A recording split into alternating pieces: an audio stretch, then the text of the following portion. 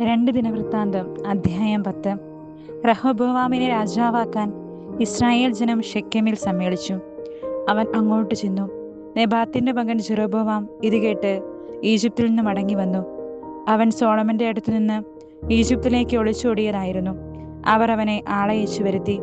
ജെറൊബോവാമും Israel ജനവും റഹോബോവാമിന്റെ അടുത്തു വന്ന് പറഞ്ഞു, അങ്ങയുടെ പിതാവ് ഞങ്ങളുടെ നുകത്തിന് ഭാരം കൂട്ടി. ആ ഭാരിച്ച നുകവും കഠിനവേലയും ലഘൂകരിച്ചു തരിക, എന്നാൽ ഞങ്ങൾ അങ്ങയെ സേവിക്കാം. 3 ദിവസം കഴിഞ്ഞ് വീണ്ടും വരുവിൻ. റഹോബോവാം അവരോട് പറഞ്ഞു. ജനം പിരിഞ്ഞുപോയി. അപ്പോൾ റഹോബോവാം രാജാവ് തന്റെ പിതാവായ സോളമന്റെ വൃദ്ധരായ ഉപദേശകന്മാരോട് ആലോചിച്ചു, ഈ ജനത്തിന് എന്തുത്തരം നൽകണമെന്നാണ് നിങ്ങളുടെ അഭിപ്രായം? അവർ പറഞ്ഞു, അങ്ങീ ജനത്തോട് നല്ല വാക്കു പറഞ്ഞ് അവരെ സന്തോഷിപ്പിക്കുകയും അവരോട് ദയ കാണിക്കുകയും ചെയ്താൽ അവർ എന്നും അങ്ങയുടെ ദാസന്മാരായിരിക്കും.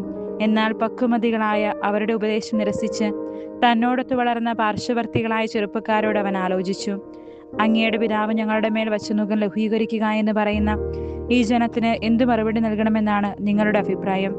അവനോടൊത്തു വളർന്ന ആ ചെറുപ്പക്കാർ പറഞ്ഞു, അങ്ങയുടെ പിതാവ് ഞങ്ങളുടെ നുകത്തിന് ഭാരം കൂട്ടി. അങ്ങത് കുറച്ചു തരണമെന്ന് പറഞ്ഞ് ഈ ജനത്തോട് പറയുക, എൻ്റെ ചെറുവിരൽ എൻ്റെ പിതാവിൻ്റെ അരക്കെട്ടിനേക്കാൾ വലുതാണ്. അവൻ ഭാരമുള്ള നുകം നിങ്ങളുടെ മേൽ വെച്ചു, ഞാനതിൻ്റെ ഭാരം കൂട്ടും.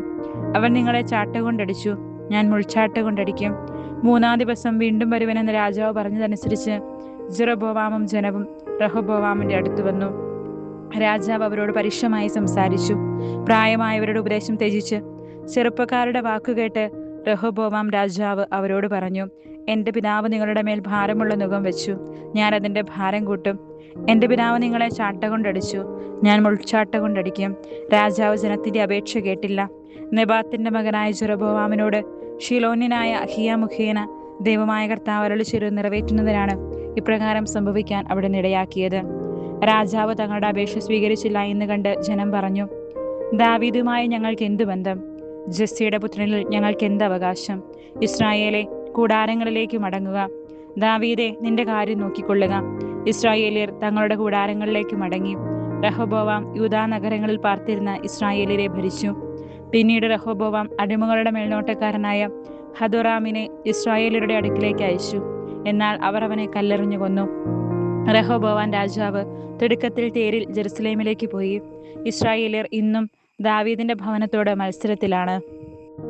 2 ദിനവൃത്താന്തം അധ്യായം 11.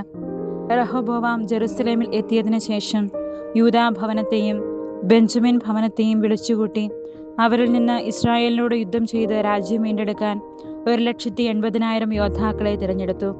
എന്നാൽ ദൈവപുരുഷനായ ശെമയ്യായോട് കർത്താവ് അരുളി ചെയ്തു, സോളമന്റെ മകനും യൂദാ രാജാവുമായ റഹോബോവാമിനോടും യൂദായിലും ബെഞ്ചമിനിലുമുള്ള എല്ലാ ഇസ്രായേലിയരോടും പറയുക, കർത്താവ് അരുളി ചെയ്യുന്നു, നീ അങ്ങോട്ട് പോവുകയോ നിന്റെ സഹോദരരോട് യുദ്ധം ചെയ്യുകയോ അരുത്. ആളുകളെ അവരവരുടെ ഭവനങ്ങളിലേക്ക് തിരിച്ചയക്കുക. എൻ്റെ ഹിതമനുസരിച്ചാണ് ഇതെല്ലാം സംഭവിച്ചത്. അവർ കർത്താവിൻ്റെ വാക്കുകേട്ട് മടങ്ങിപ്പോയി. ജെറൊബോവാമിനോട് യുദ്ധത്തിന് പോയില്ല. റഹോബോവാം ജെറുസലേമിൽ വെച്ച് യൂദായുടെ സുരക്ഷിതത്വത്തിനായി പട്ടണങ്ങൾ പണിയിച്ചു. ബത്ലഹേം, ഏതാം, തെക്കോവ, ബെത്സൂർ, സോക്കോ, അദുല്ലാം, ഗത്ത്, മരേഷ, സിഫ്, അദുറായും, ലാഖീഷ്, അസേക്ക, സോറ, അയ്യാലോൺ, ഹെബ്രോൺ എന്നിവ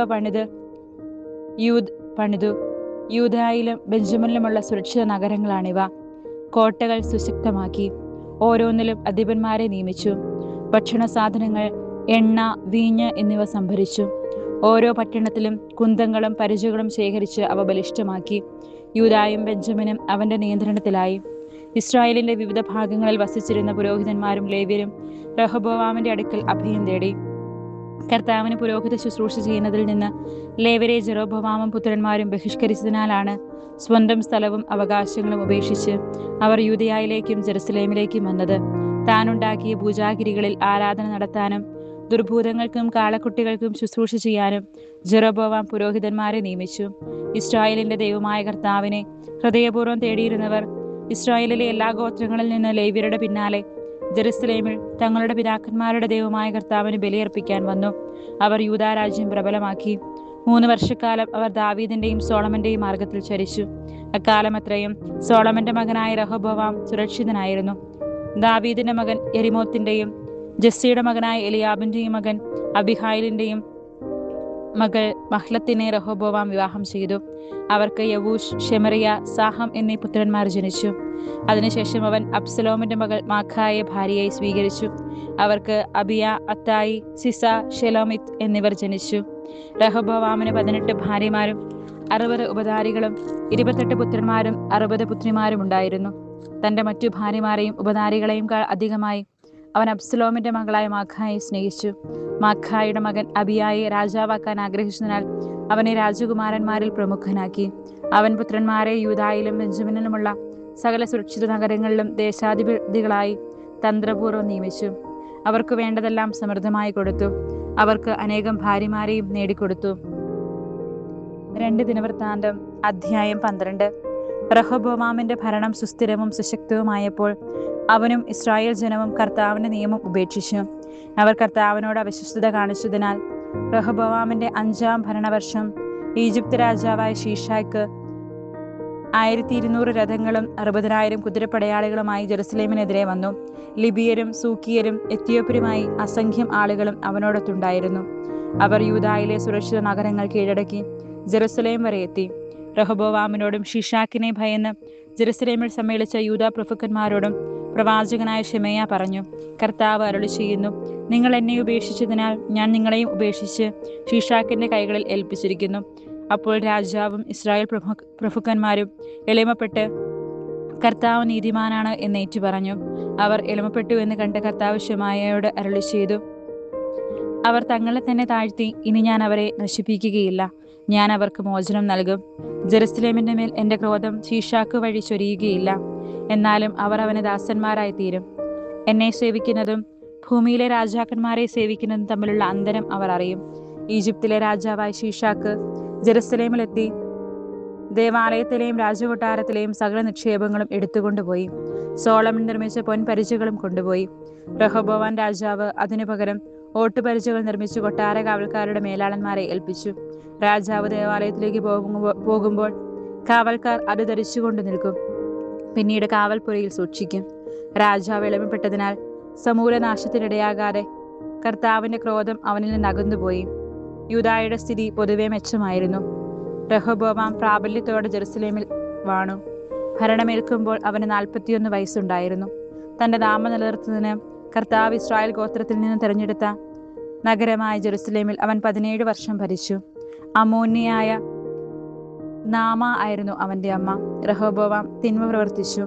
അവൻ ഹൃദയപൂർവ്വം കർത്താവിനെ അന്വേഷിച്ചില്ല. ശെമയ്യ പ്രവാചകന്റെയും ഇദ്ദോ ദീർഘദർശിയുടെയും ദിനവൃത്താന്തങ്ങളിൽ റഹോബോവാമിന്റെ പ്രവർത്തനങ്ങൾ ആത്യന്തം രേഖപ്പെടുത്തിയിട്ടുണ്ടല്ലോ. റഹോബോവാമും ജെറൊബോവാമും തമ്മിൽ നിരന്തരം യുദ്ധം നടന്നു. റഹോബോവാം പിതാക്കന്മാരോട് ചേർന്നു.